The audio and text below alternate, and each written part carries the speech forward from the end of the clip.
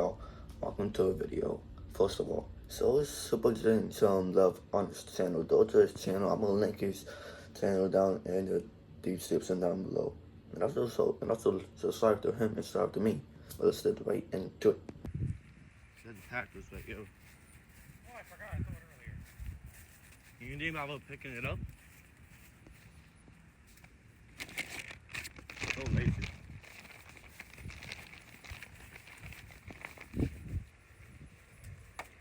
Yo. Wait, get out of the way. He looks so goofy. Fail. Oh, no wind. Ain't gonna work. Just keep trying. Keep trying. Shut up. Don't try to shut up. You're shut up. It's all 8-year-old kids anyway. What am I gonna do? Can't pipe dot it.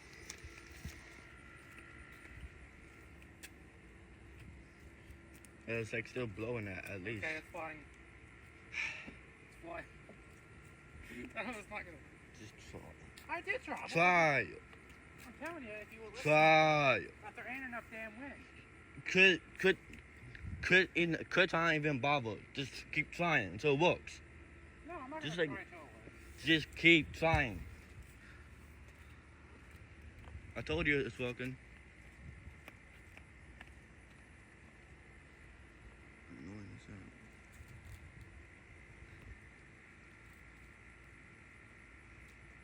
hell. Honestly, just the eyes just staring at me.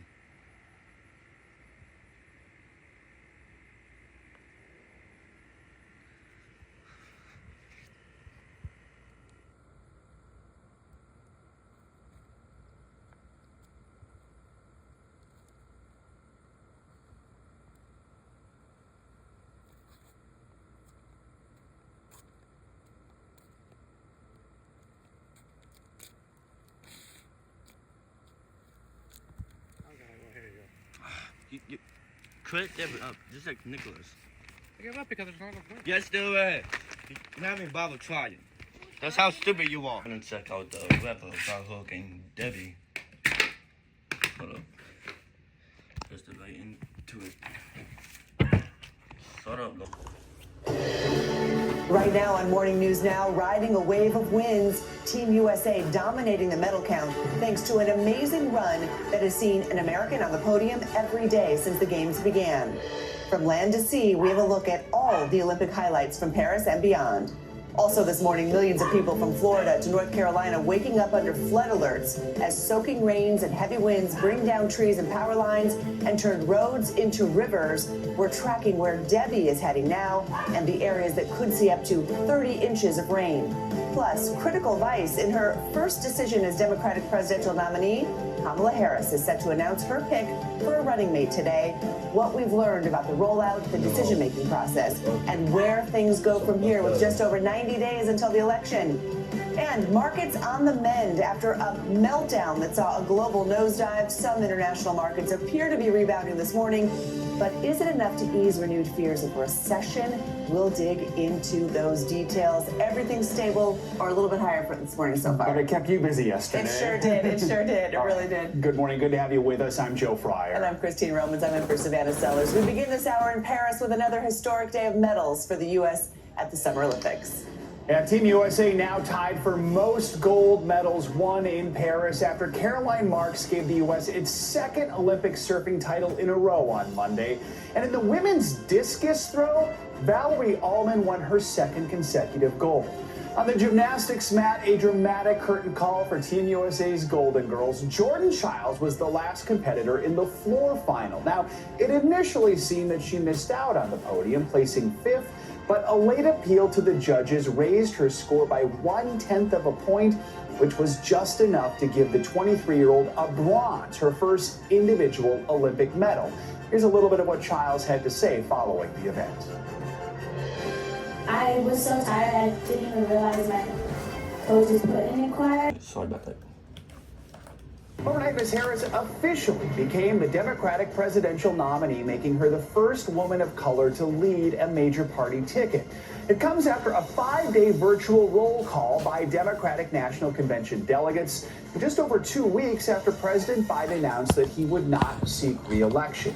Vice President Harris is expected to announce who her VP pick will be today ahead of a campaign rally tonight in Philadelphia for the newly minted Democratic ticket. The Harris campaign vetted 6 potential vice presidential contenders. According to a source familiar with the meetings, Ms. Harris met separately this past weekend with Arizona Senator Mark Kelly, Minnesota Governor Tim Walz, and Pennsylvania Governor Josh Shapiro. For the latest, let's bring in NBC News White House correspondent Monica Alba and NBC News senior national politics reporter Jonathan Allen. Good morning to both of you. Monica, let's begin with you. Walk us through what we can expect today from the vice president and her soon-to-be running mate. Well, I can tell you, Joe, that as of last night, Vice President Harris had not made her final decision. We understand she wanted to sleep on it for one more night before crystallizing that really important pick. But we do expect that she will formally announce that in the coming hours. And then, of course, the pair will appear together for the first time on stage in Philadelphia later this evening. And just a really fun fact here that shows you about how compressed this timeline was and the decision-making process.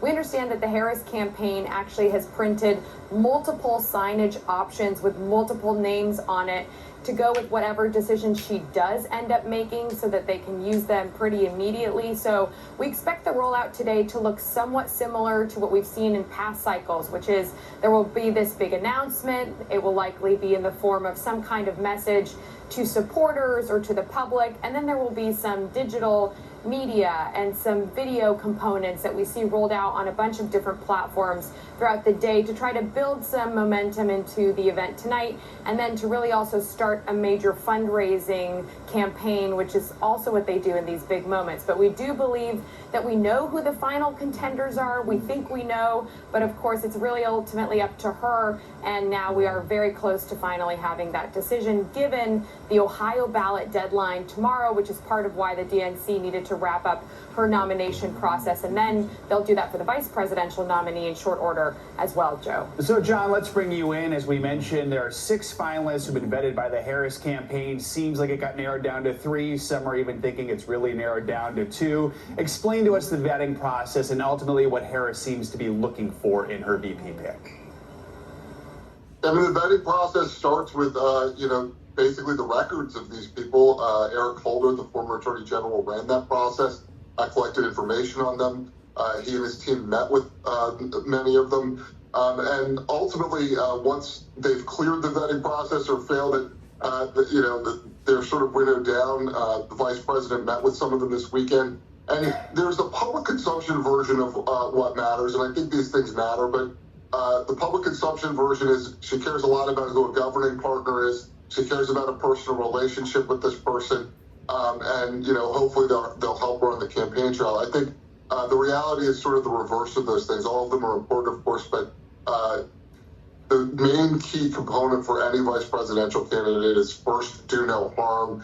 Try not to be somebody out there referring to quote unquote childless cat ladies if you're going to be a vice presidential pick.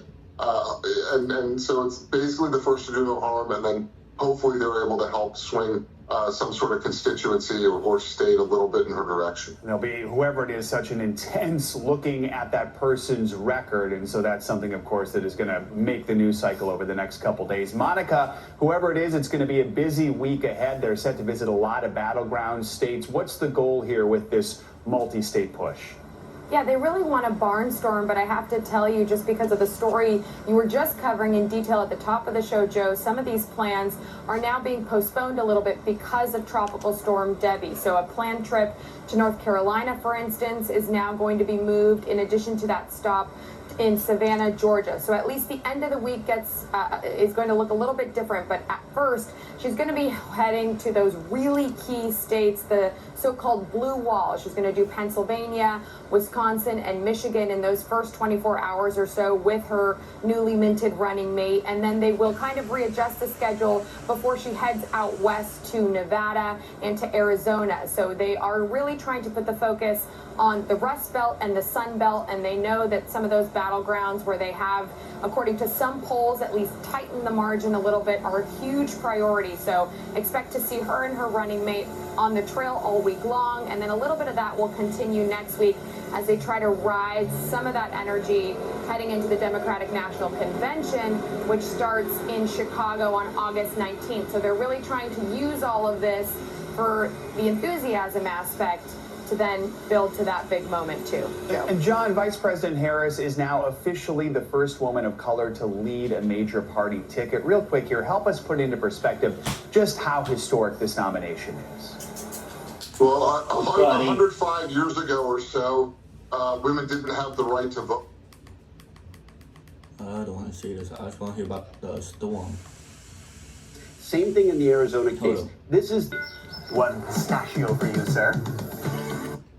The people across Florida, Georgia, and South Carolina.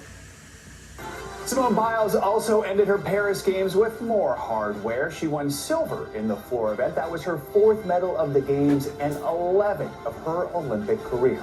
We're going to be bringing you more from Paris later in the hour. This morning, tens of thousands of people across Florida, Georgia, and South Carolina are waking up without power as Tropical Storm Debbie barrels up the East Coast. At least one person in Georgia and 4 people in Florida have died from weather-related incidents. Since Saturday, the storm has dumped more than a foot of rain on a couple counties, Manatee and Sarasota counties in western Florida.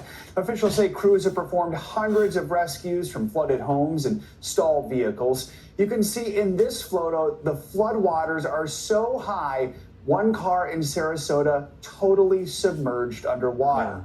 Now parts of Georgia are under mandatory shelter-in-place orders as officials warn that... Watching Super Zen.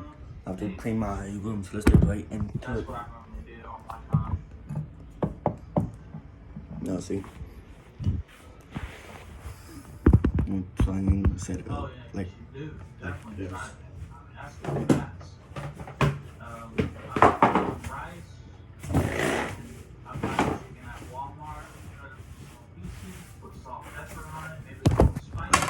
Hold up.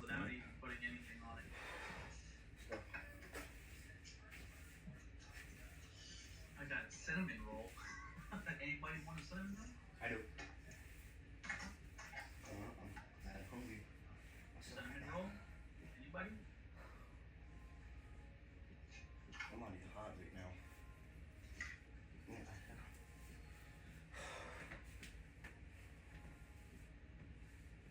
Hold on, guys.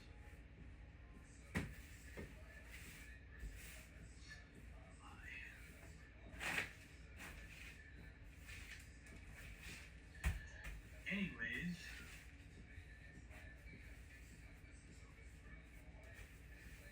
I will cinnamon rolls. Yeah, if you was here, I don't mind. I'd give you a cinnamon roll. It's cool. I love cinnamon rolls. I'm gonna tell you right now, I will bake these probably all the time. And when I bake them in the oven and they come out and you put like a good on top, oh god, it's so good. Every time. I make these every Saturday and Sunday. Like these cinnamon rolls. If you was here, I'd give you like a couple of them. I'll give you like 2 or 3 of them. They're pretty good though.